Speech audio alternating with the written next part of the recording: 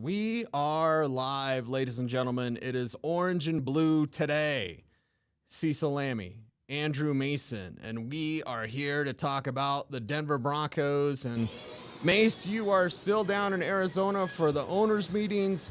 We are here to talk about what Greg Penner said, but the Sean Payton thing continues to be the story really in the NFL while we wait for Lamar Jackson to be dealt, while we wait for Aaron Rodgers to actually do something. It seems like, and again, outside looking in, are the Broncos kind of the talk of the talk in the NFL?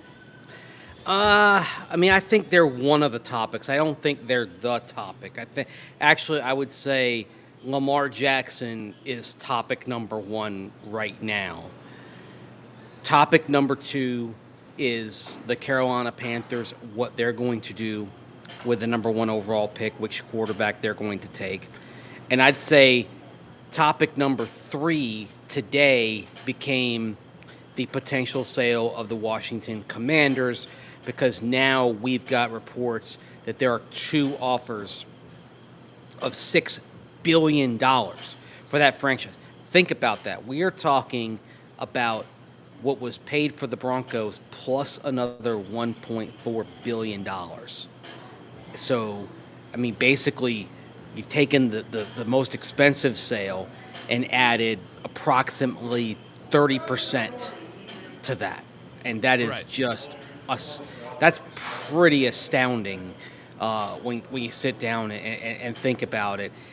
And for a distressed asset like the Washington Commanders are, that's the thing. Daniel Snyder has spent 24 years driving that franchise into the ground, doing everything possible that you can do wrong. There isn't anything that the Washington Commanders haven't screwed up in the last 24 years. And he is about to make a fortune beyond the dreams of avarice on that sale. There's no justice in the world.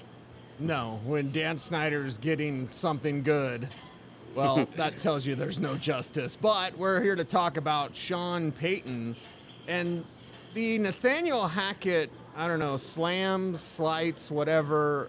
They're there. They're not mentioning Nathaniel Hackett by name. They don't need to, Mace. We'll get to the Greg Penner comments in just a little bit. But when Sean Payton says last year's offense was difficult to watch, I think all of us could just nod our heads in agreement and be like, yes, Sean, we get what you mean there. We can. Actually, you know what? I think it kind of endears Sean Payton to this fan base a little bit more, because when he's saying that, you've got hundreds of thousands of people in Broncos country there nodding their heads and like, yep, we know. We know what we just saw. We know what this was about. So, I don't think he's doing it with an intention to slam. I think part of it also is like he wants to know just how much work is in front of him, right? Right. And in order to know the magnitude of the task that you have in getting a team right, you've got to know where it stands. And so the other thing that I think comes into play is I wonder if when Sean Payton really started to dissect the film and started to watch last year's Broncos, I wonder if they were worse than he thought. If maybe he underestimated just how lousy this team was, and that when he had a chance to really dive into the film, he's just sitting there aghast. Because basically yesterday, he did throw 2/3 of the team under the bus. And the wild thing is, like, his most incisive comments in terms of kind of twisting the knife on last year's Broncos came when he was asked a question about Alex Singleton, right? It started with like, why did you bring back Singleton? Because the Broncos mostly have brought in players from other teams. They did bring back P.J. Locke. They did bring back Alex Singleton, but most of it has been imports. And so he turns the question about Singleton into an overarching discussion of how the defense did a good job under adverse circumstances set up by the other two phases of the team.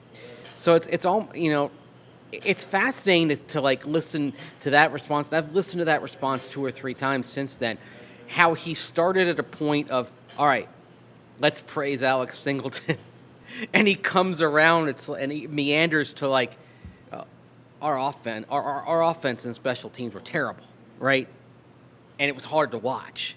And that was, by the way, that was the second time he'd ripped the special teams, because he ripped the special teams when I asked him about the special teams signees, and he said that the kicking game wasn't very good and all that. I was asked this morning, you think Brandon McManus is nervous? And I'm like, well, how can he not be nervous? I mean, yeah, everybody should be. Yeah, because he basically put that unit on blast. He's already replaced the punter. He's already replaced the long snapper. Well, even though they had Mitchell Fraboni in-house, they were willing to let Jacob Bobenmoyer walk to the Las Vegas Raiders. So, that's 2/3 of your primary specialists gone. They have options to replace Montrell Washington that they've added, including Tremon Smith on kickoff returns. And Marquez Callaway can factor in on punt returns as well. I mean, it's like bit by bit on special teams, they are getting rid of what was done, and it's possible that Brandon McManus may be the last remnant of the old republic on special teams.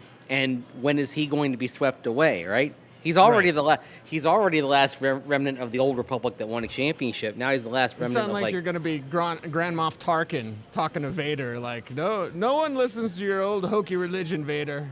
Yeah. Well, it's Han Solo uses the line about hokey religion, about right? Hokey, yeah. Yes, and it is it's a General Tagg, right, who says, your sad devotion to that ancient religion has not helped you conjure up the stolen data tapes or giving you clairvoyance enough to find the rebels hidden fort. Yeah.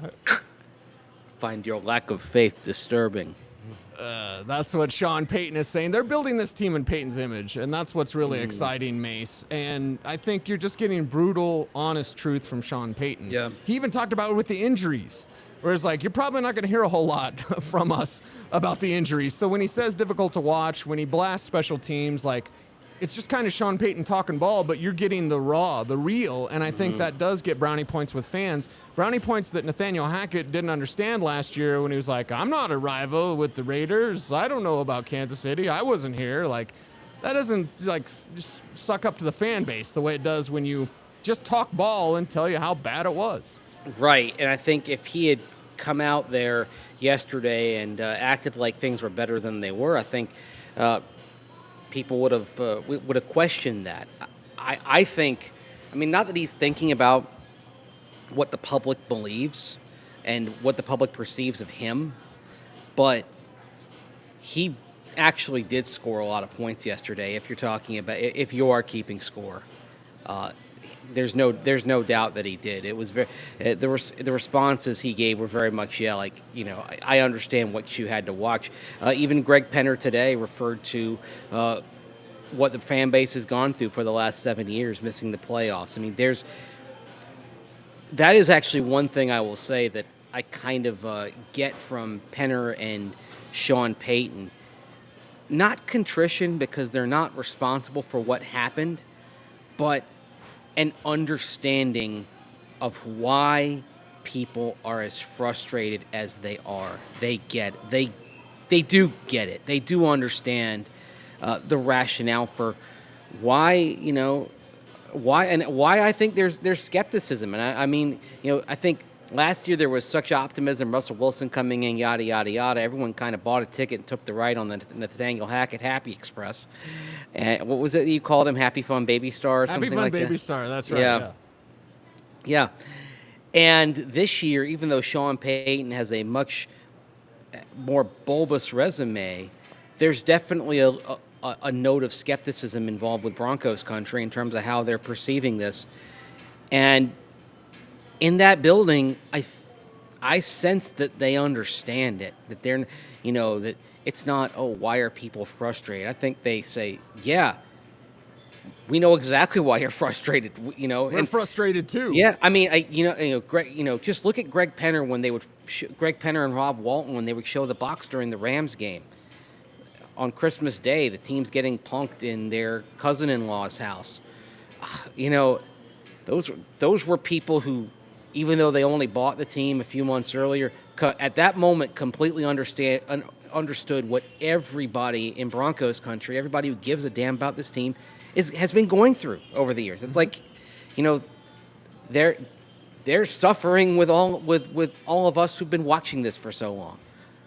Well, and I think that with players, we get the welcome to the NFL moment, right? Hey, rookie, welcome to the NFL. Well, as owners, Christmas Day, that's your welcome to the NFL moment, and you saw it on their faces. Now, Greg Penner, in talking today down at the owners' meetings where you're at down in Arizona, talked about diversity and tone, a different tone from Sean Payton, which he enjoyed. And again, kind of, slams at Hackett or whatever, but, he doesn't need to say that. But he likes the tone that's been set by Sean Payton.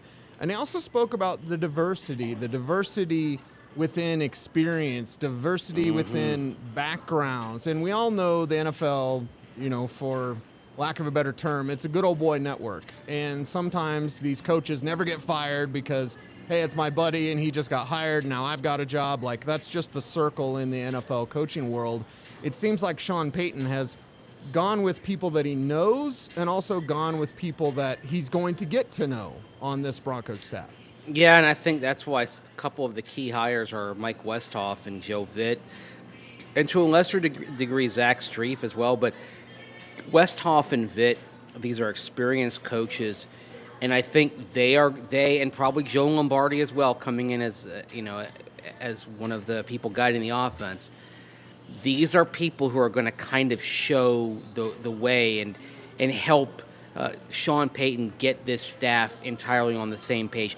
There are some promising young assistants they brought aboard, especially in terms of the lower level assistants as you get kind of beyond the coordinator levels.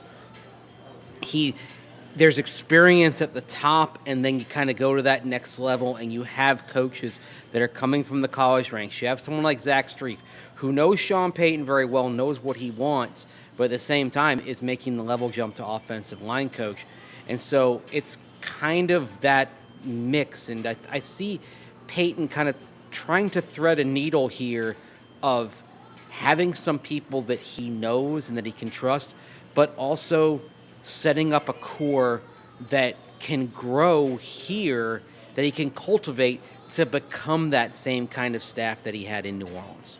Yeah, and just look at the difference between Westhoff and Davis Webb, for example. Yeah. And I believe that Greg Penner did bring up Davis Webb in his answer to talking about Sean Payton and everything that he's done. It's all different angles.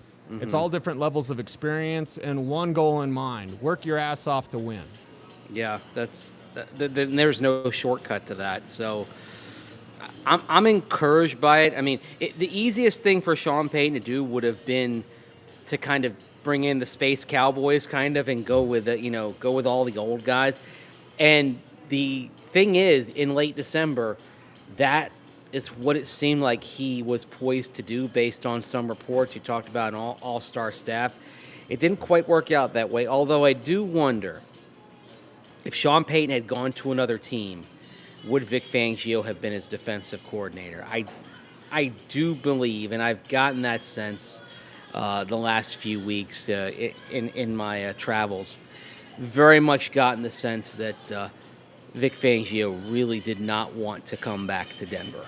That right. It was he had options. Maybe if he had not had an option, he would have chosen differently. But he had choices. He had the chance to go to Miami and work with Mike McDaniel, and that move just made more sense to him. And I can't blame him for that. It would have been awkward for him coming back after just 1 year on a lower level. And maybe deep down the list of things that bothered him was dealing with people like us. Yeah, maybe. You never know with old Uncle Vic, but imagine this butterfly effect. Mike McDaniel doesn't make the playoffs last year, and Stephen Ross, who's crazy, hires Sean Payton, who gets Vic Fangio. So Vic might have been in Miami, but it might have been there with Sean. Yeah, that wouldn't have been something. Nate Albert says, we need a Broncos Hard Knocks this season. Okay. New coach. means the Broncos are not one of those teams that cannot turn down NFL films. The Broncos have an exemption for this year. Now, if they miss the playoffs this year, Broncos Hard Knocks 2024 would not at all surprise me because the Broncos couldn't turn it down. But for them to be on, they would have to volunteer. And I don't see Sean Payton doing that voluntarily. Not when he goes forth and says we're going to be anonymous donors at his first press conference. Not when the last few weeks and the offseason to come has been taking the normal flow of information and being publicly available through the media and cutting that off at the pass. So I don't think Hard Knocks really fits with what Sean Payton's trying to do culturally at all. It would be cool. It would be fun to watch, but don't think it meshes with what Payton wants to do, what the Broncos are doing this year. Well, and that's why Greg Penner talks about the tone today. The tone that's been set by Sean Payton. Real G's move in silence, whatever you want to say. And we know that they don't even have press conferences for their big free agent signings like we always used to. We've been covering the team for a while. So, Mace, I'm trying to remember your first year. My first year credentialed was 2004. Mine was Your 02. first year was 02, yeah. So you were there a little bit before me, but we've been doing this long enough. We're kind of used to certain things. Yes. And not having press conferences for your major free agent additions is interesting. So Hard Knocks, no, that's not going to happen, baby. Yeah, it doesn't fit in with that. I mean, I think in terms of the Broncos not doing some kind of availability for significant signees, I think you have to go back to Josh McDaniels' second year on the job. First year they did because I know they did something for Brian Dawkins when he came in. And then I think in 08, Mike Shanahan, they had Boss Bailey, Nico Kudavides, Kerry Colbert. I think they didn't do anything that year. But that was also a weird year in 08 because that was right around the time they fired Ted Sundquist too. So I think that going on was more in line. And eventually they did have press conferences with players as they went through off-season work. The indication I'm getting, Cecil, is that we may not see a Broncos press conference until you get to OTAs in terms of offense versus defense in May. It may be a while. We may not be seeing the Broncos having availability at the start of workouts like they have in the past. So it's going to be different. The voluntary veteran minicamp right before the draft, the Broncos are not having that, right? They're not. It's on the NFL calendar. Last week, they sent out a press release, the NFL did, from 345 Park Avenue, where they gave every team's off-season dates, OTA dates, mandatory minicamp dates, and then for teams with new head coaches, voluntary veteran minicamp. If you have a new head coach, you are allowed to do a voluntary veteran minicamp the week of the draft. And it basically is 3 extra days where you can go offense versus defense until then you go back into the normal routine of OTAs, which is where you don't do offense versus defense until phase 3, which commences mid to late May. Sean Payton said yesterday they're not doing that they have the option, but they're choosing not to. They're going to stay in phase 1 of OTAs, which is running, lifting, and meetings. That's it. So I thought that was interesting, but I think it also shows that there's a process here for what Sean Payton wants to do, and I think it's deliberate. And I like that based on last year where I think one of the weaknesses of the Broncos was they were trying to create this Frankenstein's monster of an offense, blending schemes, and Tim Patrick talked about how it was really rough to try to learn it in the offseason, that there was so much being thrown at them that they were having to basically, they'd get done at the office and they'd go home and they would study all night. And they're doing this in May and June, okay? Yeah, you got to do all that stuff in the season.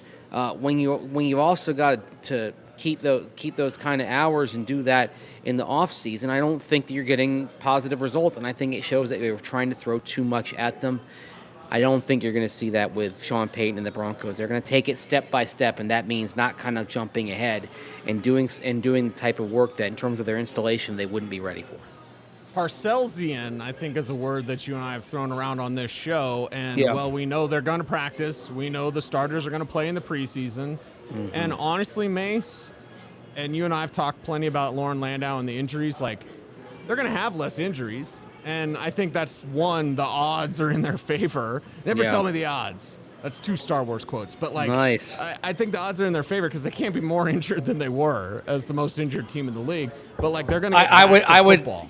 Can you do me a favor and just knock on your table? Because I think you better knock on wood for that one. Because just to make sure that they don't have as many injuries or more injuries than they did last year, because they were one of the most injured teams in football, but I believe there were a couple that were even more injured than the Broncos. So can it get worse? Shockingly, it can. It's not likely, but it can. You never know. But that being said, nutrition is changing. The strength training is changing.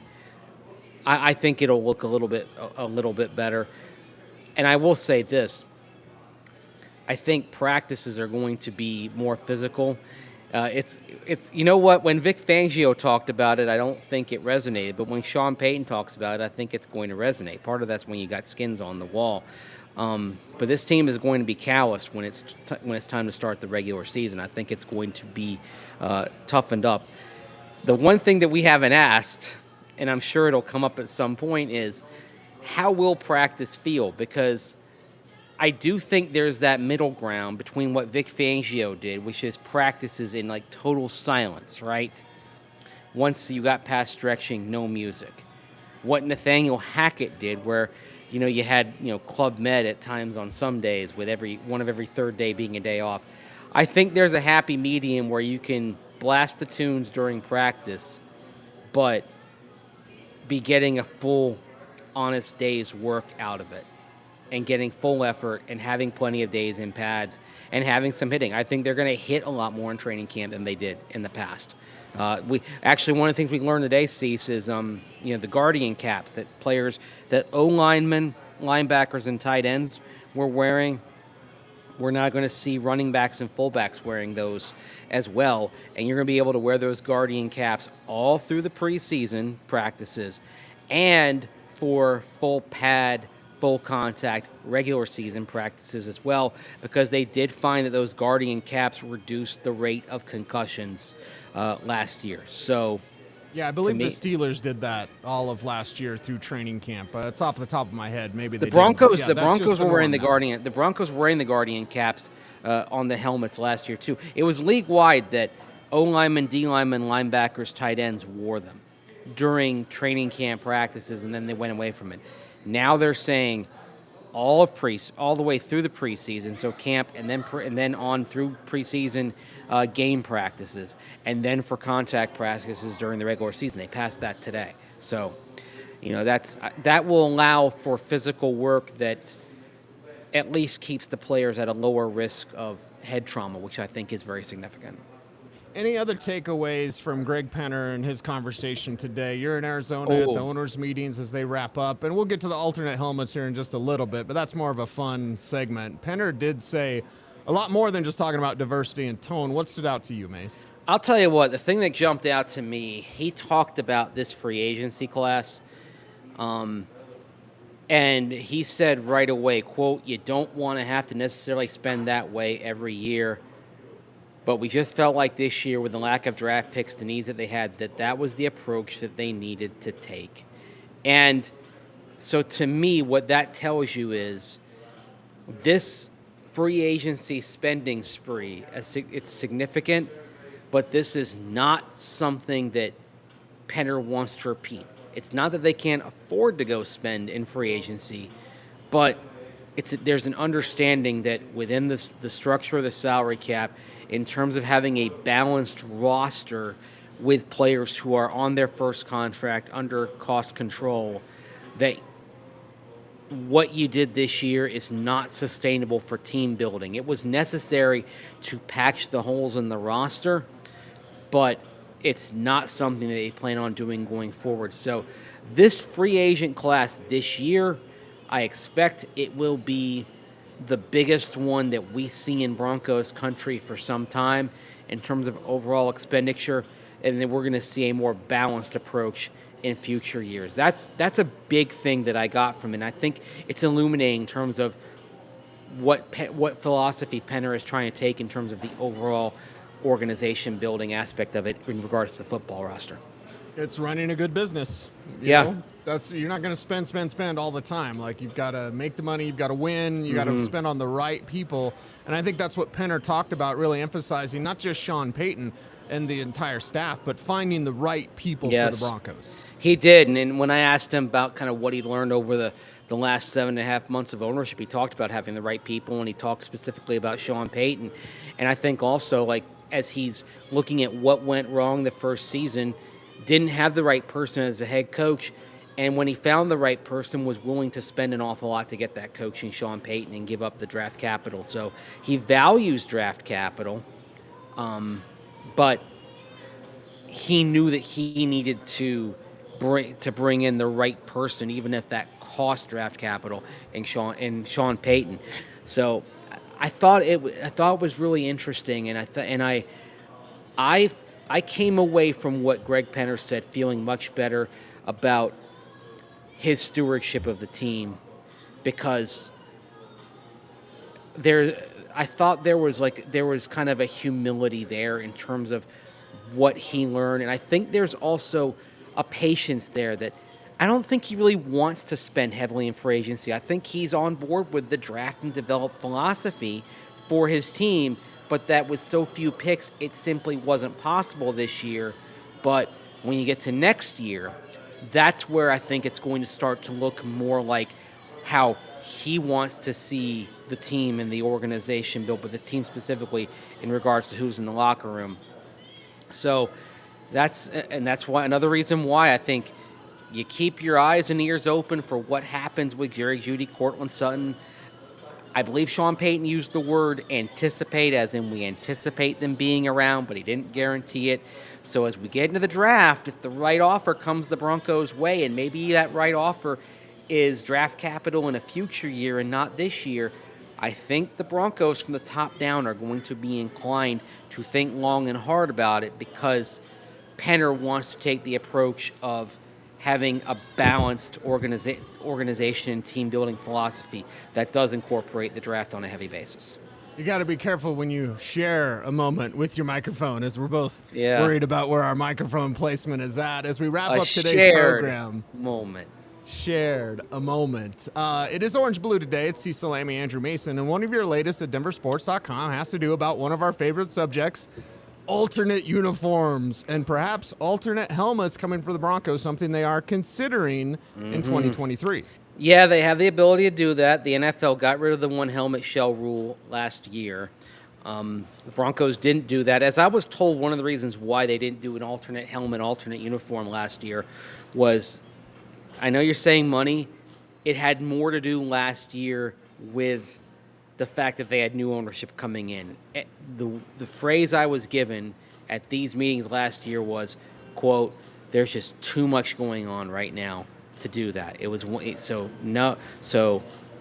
did not go in that direction, but Damani Leach did say that that's something that is potentially on the radar, that they are exploring having an alternate helmet. Now, whether it means a throwback type of uniform, we'll see, but for example, the Patriots, they didn't announce their alternate helmet, alternate uniform for this past year when they went to basically the 1980s white helmet, red jersey, white pants, Pat Patriot on the helmet. They announced that in mid-June, so it's not something you have to announce right away. And if you're doing an alternate with a throwback logo, and he didn't mention specifically the throwback logo, but if you're doing an alternate with a throwback logo, the Broncos already pumped that stuff out anyway as part of their stuff with NFL properties and everything else. So there's not really a lot that changes there. But keep your eyes and ears open. Don't be surprised if we see a second helmet brought into the Broncos repertoire this year. It could be part of a throwback look, or it could simply be an orange helmet with the current logo, like we have not seen since 1994, those 2 throwback weeks where they wore orange helmet with the Crazy Horse logo. So something to watch over the next couple of months in terms of that. The other thing is uniforms in general. They obviously did the survey of the fans this past year. It was interesting to note that Damani Leash talked about talking with designers and talking with Nike. They're not very far down the road, but the fact that you're having conversations with Nike about this tells me at some point you're changing the uniforms. It's just a matter of when that happens because it's a multi-year process. But I came away from that thinking, even though he said, quote, no update, when he's talking about the fact that you're having conversations with your in-house designers and Nike, that tells me, yeah, changing the uniforms is very much in play. And my inner ear monitor has gone out, Mace, so I can't hear you, but yeah. I know we're done for today's program. It's live TV, ladies and gentlemen, or streaming. I don't know, whatever you want to call us. We're here video. For you. He is Andrew Mason, and I am Cecil Lammey. You can follow Mace on Twitter. It's at Mace Denver. I'm at Cecil Lammey. Until next time, be safe, be kind, know that you are appreciated. Stay tuned, and as always, stay frosty.